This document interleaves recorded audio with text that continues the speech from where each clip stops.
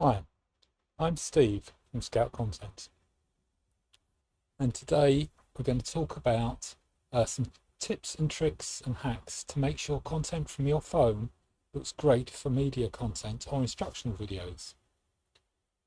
We'll look at the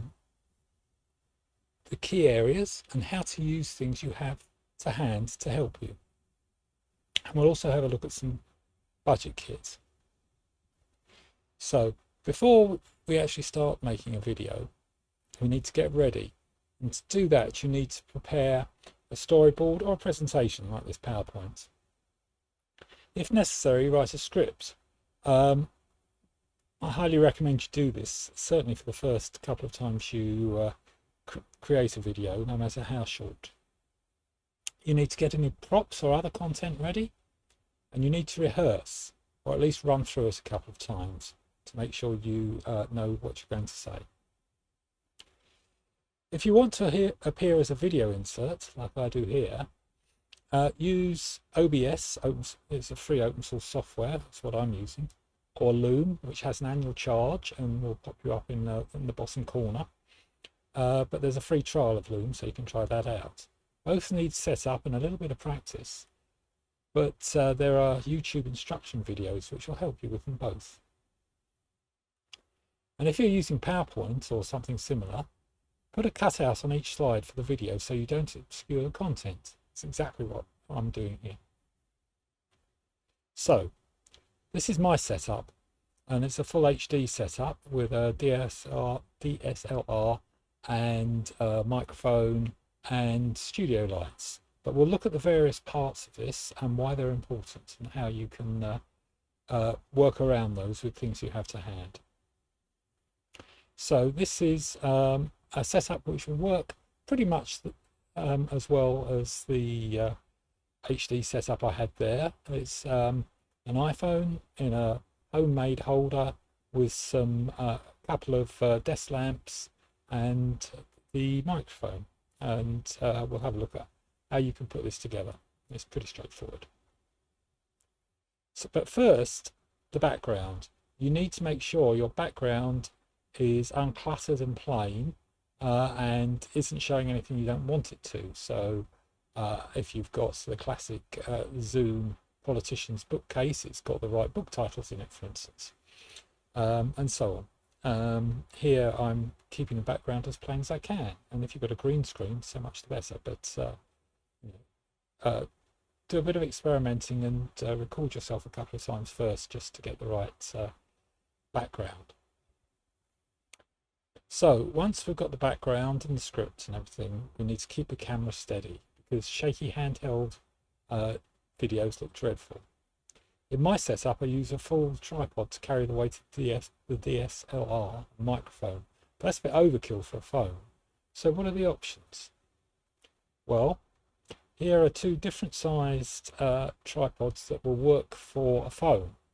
The first is an extendable lightweight travel tripod, which will cost you about £23, including a phone mount, and it will extend out to about a metre, just over a metre high. And the second is a much smaller mini GorillaPod, which it will cost you about £19 for the phone mount.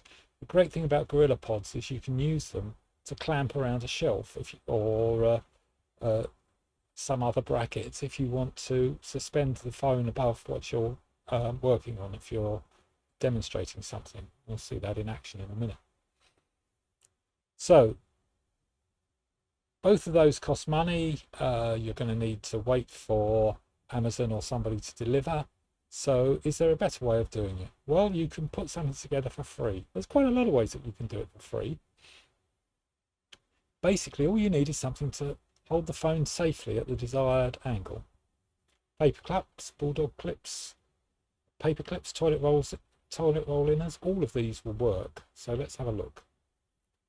So here is, as I say, an instructional video shot from overhead with my phone clamped into a GorillaPod and on a shelf above me.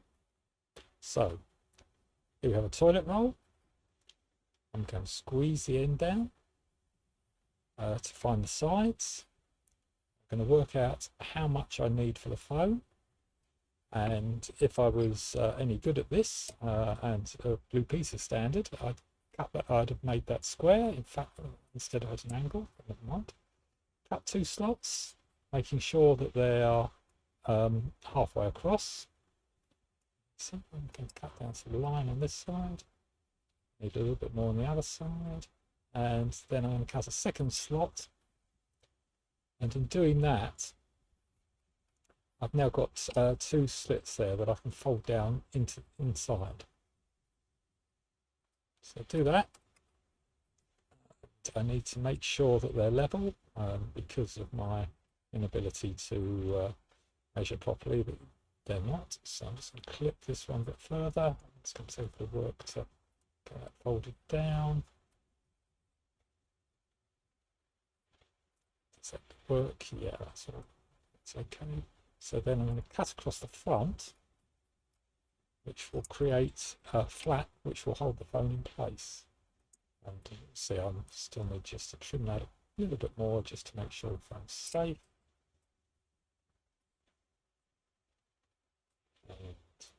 And having that, probably not. Let's just get down to where I need it to be. That's better. So this being a toilet roll, you can toilet roll holder, it doesn't matter if you hack it about a bit. But anyway, there we go. So the other thing is I'm going to need to hold the phone at an angle. So I'm going to cut 2 slots, carefully making sure that these are at the same angle on either side. Fold that down. Press the toilet roll on the desk. Put the phone in it. And there we go. So that will hold the phone in landscape mode on the desk, ready to shoot. Very easy to do. So that's one way of doing it for free. Here are 3 others. Building something out of Lego if you've got some to hand. That's pretty straightforward. Using a couple of bent paper clips.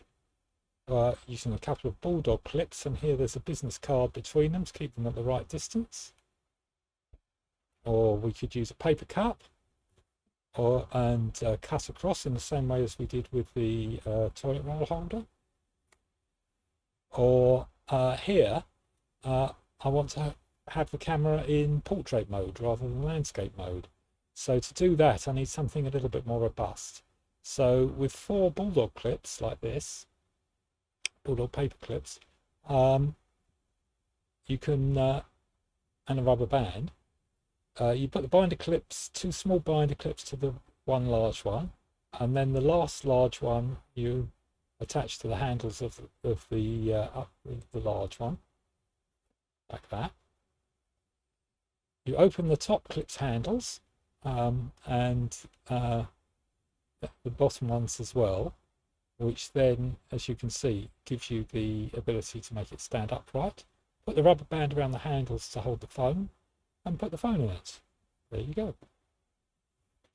Now, holding the phone in one of these makeshift stands, or even on a proper tripod, is all well and good, but if you handle it to start recording, you might knock it over, which will be a nuisance, or possibly even damage the phone, or make it so it's not level. So a remote shutter release is really handy. This one here came with that travel tripod, which made it a really good buy. It's a Bluetooth one, and as you can see, it will work for both iPhones and Android phones. If you want to buy one, it's the same one as this is $5.89 from Amazon, which isn't very expensive really, and it's really useful if you want to set your camera up and then record from a distance. However, Apple will give you one for free. The volume up button on AirPods doubles as the shutter release for video and photos. Sadly, this doesn't work with AirPods, so if you've got nice shiny new AirPods, this doesn't work, and you can't use both devices at once either. I tried. I don't know if the same trick works on Android phones. It may well do, but I don't have one to hand to try. So experiment or look at your documentation. And here you see me using the volume up button, and you'll see that it starts recording, it stops recording, starts recording, stops recording. So that's quite a handy trick. So a little word about microphones. If you can, use a separate microphone. The phone earbuds, earpods or AirPods. The closer the microphone is to your mouth, the better the sound. And try and avoid noisy background sounds, traffic, people wandering around, phones ringing, all that kind of stuff, because it's distracting. The better the sound, the more people will like your video and listen to it. So now let's talk about lighting. If I'm using a full HD setup, to get the balanced lighting, I'll use a pair of studio lights because I have them. But you can use the same principles. Basically, you need to use light sources either side of a camera to avoid shadows. So I do quite a lot of Zoom meetings and other online meetings. So this is the setup I use, and I'm using two Anglepoise lamps, desk lamps, one either side of the camera. Anglepoise lamps are great because they're infinitely adjustable. You can swing them around and bounce them off the wall or whatever to give softer light or less light, and that works really well for me. But any two lamps that are roughly equal strength will do. Bedside lights or whatever, they'll all work. Just set it all up and use Zoom or something so you can check out how you look before you start recording. My studio lights have proper diffusers, so the light's not harsh.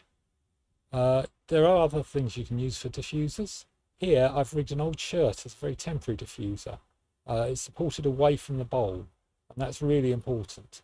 If you do this, that's fine, but make sure nothing is touching a heat source like the bowl, and make sure you never ever leave this unattended. Another way of doing this is with a ring light. Ring lights give a nice even light, but you need to buy one. However, there are kits that are 30 to 40 pounds, and they include the ring light and a tripod and stand for a phone, which is really useful. So to sum up, prepare your storyboard, script and content before beginning and run through it. Make sure the phone is steady and level and supported. Use a remote shutter release. If you can, use a microphone close to your mouth to avoid background noise. Have two light sources either side of the camera, or use a ring light. And good luck. So share your skills with us. Let us see what you've done by tagging us on Instagram or Twitter, and we look forward to seeing the best of what you've done. I hope this has been of some use. So thank you very much for listening, and I look forward to seeing your results. Thanks.